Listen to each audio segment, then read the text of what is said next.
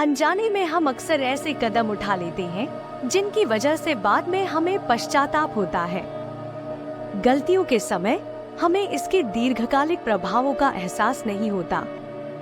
कई बार हमारी अत्यधिक भलाई भी हमें दुख की ओर ले जा सकती है और हम यह नहीं समझ पाते कि हम खुद ही अपने लिए समस्याओं का गड्ढा खोद रहे हैं। हम इस बात को देख पाए या ना देख पाए, पर यह असल सत्य है, क्योंकि जाने अनजाने मूर्खतावश हम खुद ही अपनी वह बातें दूसरों को बता देते हैं जो हमें कभी नहीं बतानी चाहिए, और वही बातें जो जाने अनजाने में हमने किसी दूसरे के सामने बता दी थी, वही हमारे दुख व झगड़े का कारण बन जाता है। और फिर बाद में हमें पछतावा होता है कि मुझे यह बात किसी को बतानी नहीं चाहिए थी। मेरी ही गलती थी कि मैंने जाने अनजाने में यह बात सभी को बता दी। इसलिए आज की इस बौद्ध कहानी में आपको 7 ऐसी बातें पता चलेगी जो आपको कभी किसी को नहीं बतानी। क्यों नहीं बतानी, इसके पीछे का कारण भी इसी वीडियो में बताया जाएगा। आइए इसे एक कहानी के माध्यम से समझते हैं। लेकिन आगे बढ़ने से पहले वीडियो को लाइक व चैनल को सब्सक्राइब करके बेल आइकन दबा दें। यदि आपको वास्तव में कुछ सीखकर अपना जीवन आसान बनाना है तो वीडियो अंत तक देखें। एक शहर में एक युवा निवास करता था जिसका परिवार आर्थिक रूप से संघर्षरत था। उसके घर में अक्सर छोटी छोटी बातों पर विवाद होते रहते थे, जिससे वह युवा बहुत व्यथित रहता था। उसने घरेलू कलह को समाप्त करने के अनेक प्रयास किए, परंतु विवाद थमने के बजाय और भी बढ़ते जा रहे थे। इसलिए वह युवा रोजगार की खोज में निकल पड़ा। जब लोग उससे वेतन के बारे में पूछते तो वह कहता, कृपया मुझे काम प्रदान करें। मेरे परिवार की आर्थिक स्थिति बहुत दयनीय है और मुझे काम व धन की अत्यंत आवश्यकता है। उसकी आर्थिक दुर्दशा के कारण वह कम दाम में भी नौकरी करने के लिए विवश था। जब भी वह काम के लिए जाता, लोग उसकी मजबूरी का लाभ उठाते और उसे न्यूनतम वेतन पर रख लेते। उसकी विवशता जग जाहिर थी। वह किसी भी मूल्य पर काम करने को तैयार था।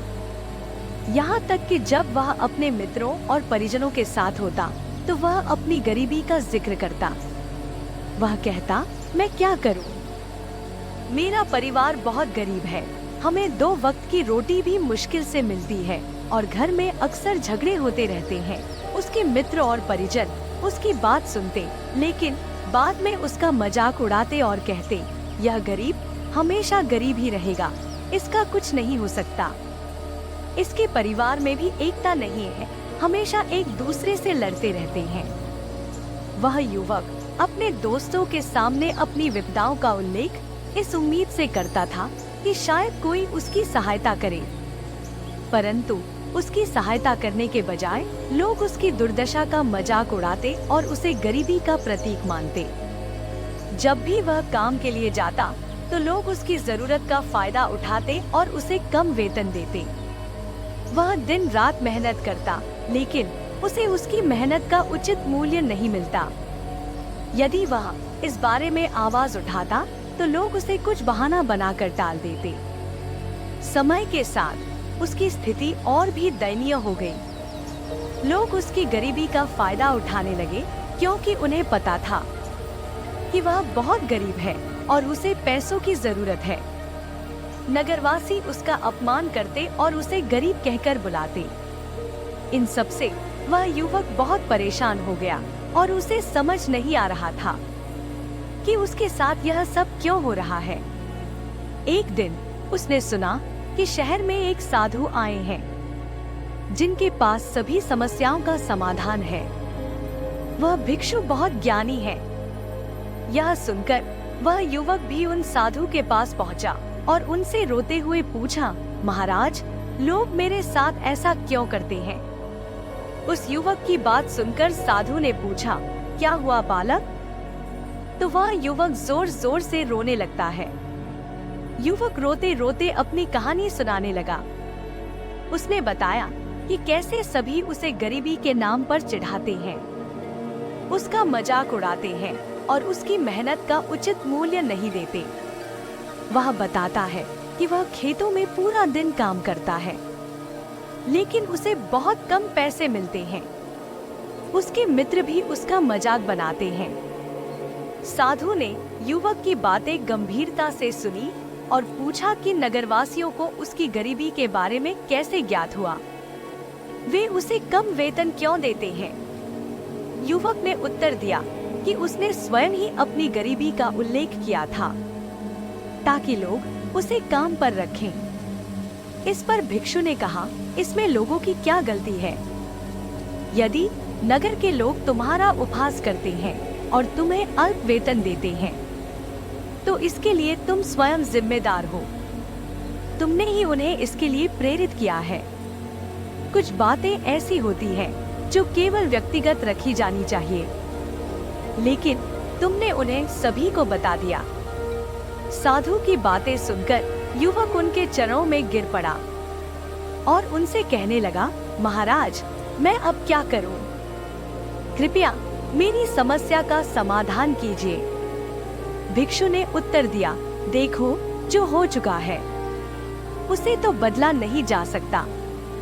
साधु ने उसे 7 बातें बताने का वादा किया और कहा कि पहली बात जो उसे किसी से नहीं कहनी चाहिए। पहला, अपने जीवन का लक्ष्य। हमारे सपने, हमारी आकांक्षाएं, वे हमारे भीतर की गहराइयों से उभरते हैं। अक्सर हम इन्हें दुनिया के साथ साझा करने की जल्दी में होते हैं। हम सोचते हैं कि इससे हमें प्रोत्साहन मिलेगा। हम यह मान बैठते हैं कि लोग हमारे महत्वाकांक्षी सपनों की सराहना करेंगे, लेकिन अक्सर ऐसा नहीं होता। जब हम अपने लक्ष्यों को खुलेआम साझा कर देते हैं, तो हमारे भीतर एक तृप्ति की भावना जन्म लेती है और हमारा उत्साह कम हो जाता है। इससे दूसरों की उम्मीदें भी हमसे बढ़ जाती हैं।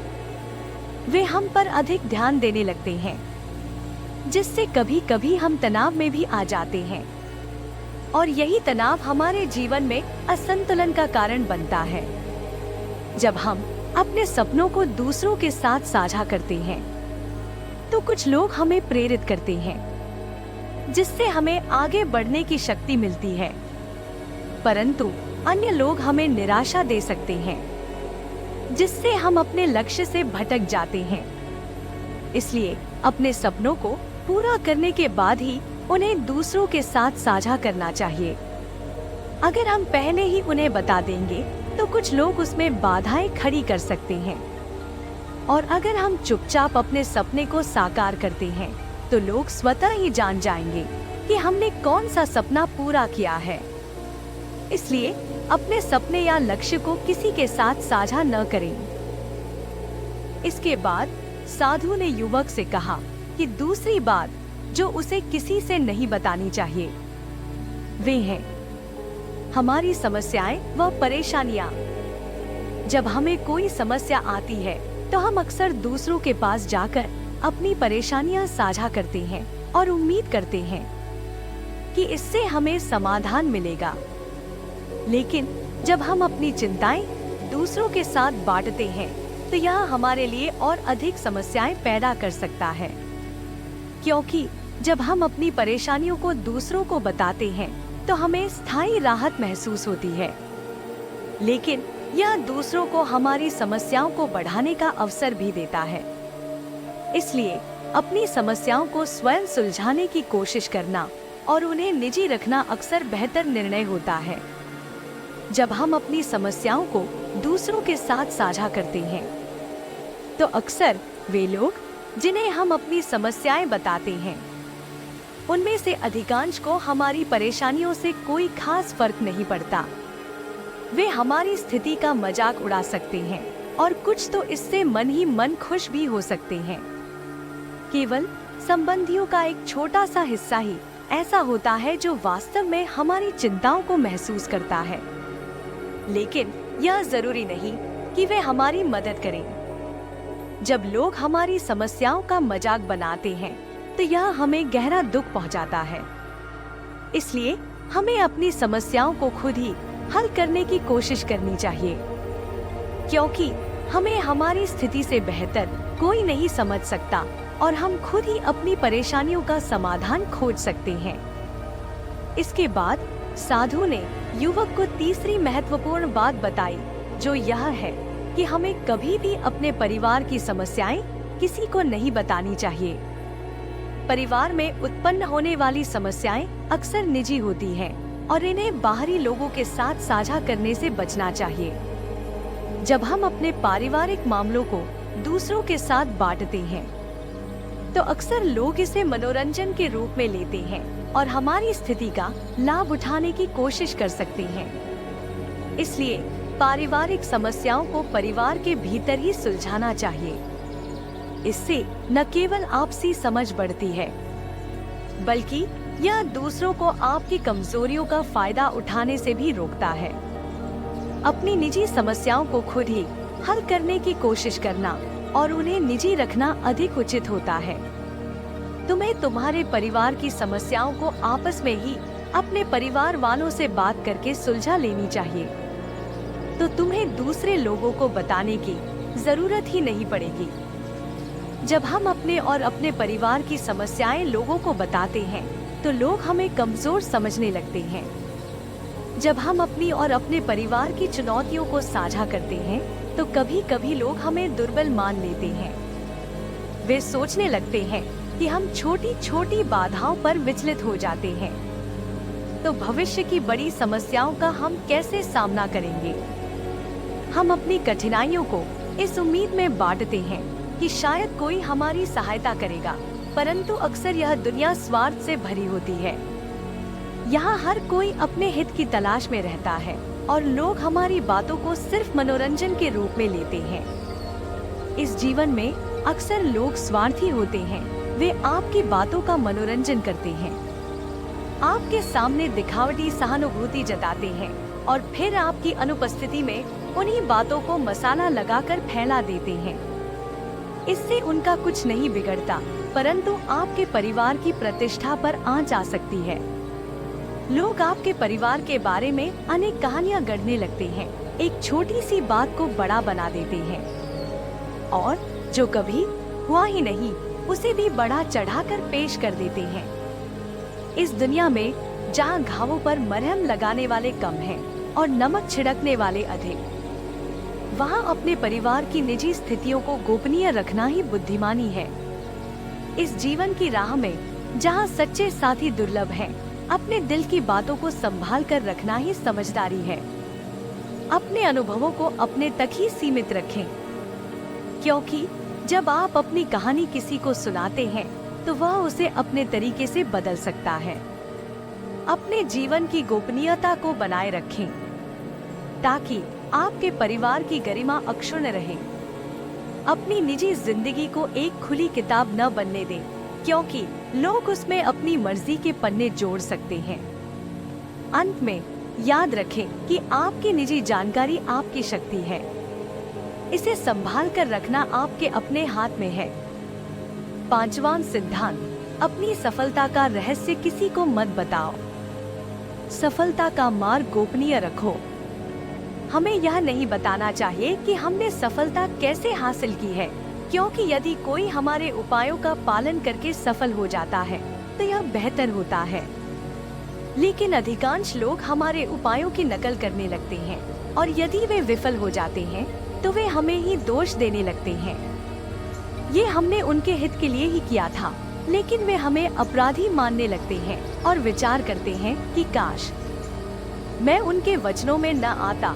सभी के लिए सफलता का एक ही तरीका नहीं होता, इसलिए कभी भी किसी को अपनी सफलता का रहस्य न बताएं।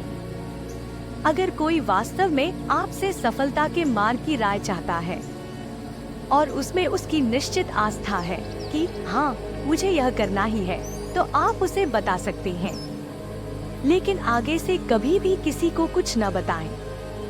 अन्यथा यदि वे विफल रहे, तो वे ही आपको अपराधी समझेंगे। उनके लिए फर्क नहीं पड़ता कि आप उनके लिए अच्छा ही सोच रहे हैं, वे आपको गलत समझेंगे और आपको बुरे शब्द कहेंगे। आप कभी भी किसी को कुछ न बताएं। छठी बात, अपने द्वारा की गई मदद का ढिढोरा मत पीटो। जब तुम परोपकार का कार्य करो तो उसे प्रदर्शन के लिए नहीं, अपितु अंतरात्मा की प्रेरणा से करो। इस जगत में अनेक निर्धन जन हैं, जिन्हें हमारे करुणा कर्म की आवश्यकता है। यदि तुम उनकी सहायता केवल इसलिए करते हो कि समाज में तुम्हारी प्रशंसा हो, तो वह सहायता नहीं, स्वार्थ है।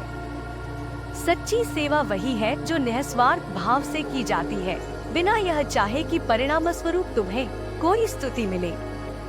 जब तुम निष्प्रय होकर किसी दुखी की सहायता करते हो, तो तुम्हारे हृदय में अपार शांति और आनंद की अनुभूति होती है। यही वास्तविक आत्मतृप्ति है। इसलिए जब भी तुम किसी की सहायता करो तो उसे गोपनीय रखो। तुम्हारी सहायता का उद्देश्य केवल दूसरों की भलाई होनी चाहिए, न कि तुम्हारी प्रतिष्ठा की वृद्धि। जब तुम ऐसा करोगे तो तुम्हें अनुभव होगा कि सच्ची सेवा का मूल्य लोकप्रियता में नहीं, बल्कि आत्मसंतोष में है। अतः अपने परोपकारी कार्यों को आडंबर से दूर रखो और उन्हें अपने आत्मसंतोष के लिए करो। जब तुम बिना किसी आशा के किसी की सहायता करते हो, तो तुम्हारी आत्मा को वह शांति मिलती है जो किसी भी प्रशंसा से बढ़कर है। याद रखो, जब तुम निस्वार्थ भाव से किसी की सहायता करते हो, तो तुम न केवल उस व्यक्ति की मदद करते हो, बल्कि तुम्हारी आत्मा भी उस सेवा से परिपूर्ण होती है। इस प्रकार की सेवा से तुम्हें आत्मिक संतोष और आनंद की अनुभूति होती है, जो अमूल्य है। उस विद्वान साधु ने अपने शिष्य को 7वां और अंतिम उपदेश देते हुए कहा, धन की चर्चा कभी भी सार्वजनिक रूप से न करो, क्योंकि यह विषय अत्यंत व्यक्तिगत होता है। अपनी आय की जानकारी को केवल परिवार तक ही सीमित रखो। न तो किसी की आय के विषय में प्रश्न करो, न ही अपनी आय को प्रकट करो। जब हम अपनी आय का उल्लेख करते हैं, तो लोग हमारी आर्थिक स्थिति का अनुमान लगा लेते हैं। यदि आय कम हो तो लोग हमें हीन समझ सकते हैं, और यदि अधिक हो तो वे हमसे स्वार्थी रिश्ते बना सकते हैं। इसलिए अपनी आय की जानकारी को गोपनीय रखो और अपने परिवार के साथ ही साझा करो। तुम्हारा परिवार ही तुम्हारी प्रगति पर निस्वार्थ खुशी महसूस करेगा। धन की बातें अक्सर लोगों में ईर्ष्या और स्वार्थ की भावना जगा देती हैं। तुम्हारी सफलता को देखकर जो लोग जलते हैं, वे तुम्हारी उन्नति को सहज स्वीकार नहीं करेंगे। अतः अपनी आय की जानकारी को अपने तक ही सीमित रखो। इससे तुम्हारे व्यक्तिगत जीवन में शांति और सुरक्षा बनी रहेगी। याद रखो, धन की बातें करने से अक्सर रिश्तों में दरार आ जाती है। लोग तुम्हारे साथ तुम्हारे गुणों के लिए नहीं, बल्कि तुम्हारे धन के लिए जुड़ना चाहेंगे। इसलिए अपनी आय की जानकारी को अपने आत्मीयजनों तक ही सीमित रखो और उसे अपने आत्मसम्मान की रक्षा के लिए गोपनीय बनाए रखो। जब तुम अपनी आय की जानकारी को निजी रखते हो, तो तुम अपने आप को अनावश्यक समस्याओं से बचाते हो। अपनी आय की जानकारी को गोपनीय रखना तुम्हारे व्यक्तिगत जीवन की सुरक्षा के लिए अत्यंत महत्वपूर्ण है। इस प्रकार तुम्हारी आय की जानकारी को गोपनीय रखने से तुम्हारे व्यक्तिगत जीवन में स्थिरता और संतुलन बना रहेगा। युवक ने भिक्षु के इन शब्दों को गहराई से समझा और अपने हृदय में उतार लिया। उसने अपने जीवन में इस उपदेश को अमल में लाने का दृढ़ संकल्प किया और भिक्षु को प्रणाम करके अपने मार्ग पर चल पड़ा। दोस्तों, आज की यह कहानी आपको कैसी लगी और इस कहानी से आपको और क्या सीखने को मिला? कृपया हमें कमेंट करके बताएं। साथ ही अगर आपको ये कहानी पसंद आई और उपयोगी लगी हो, तो इसे लाइक करके अपने दोस्तों के साथ जरूर शेयर करें और आपके अपने चैनल माइंडवेव को सब्सक्राइब करके बेल आइकन अवश्य दबा दें, ताकि इस चैनल पर आने वाली सभी वीडियोस का नोटिफिकेशन सबसे पहले आप तक पहुंचे।